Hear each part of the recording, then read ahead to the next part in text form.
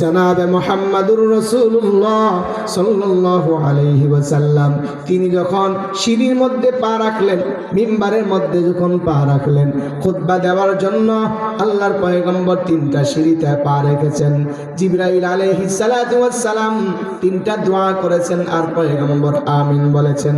এর মধ্যে একটা হলো রমজানের রোজা পাইলো কিন্তু গুনাহ মাফ করাইতে পারলো না, ওই ব্যক্তি ধ্বংস।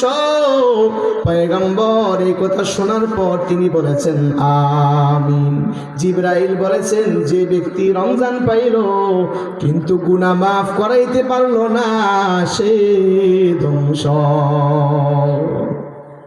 পয়গম্বর আমিন বলিয়া চূড়ান্ত করে দিয়েছেন।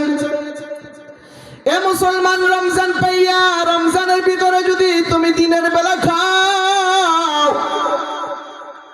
দরজা দিয়া খাও, দোকানে পর্দা লাগাইয়া খাও, কেউ দেখলো না, দেখলো কে? আল্লাহ। জোরে বলেন কি? আল্লাহ। এই জন্য আল্লাহকে ভয় করার দরকার আছে না নাই? যারা বলেন আল্লাহকে ভয় করার দরকার আছে না নাই?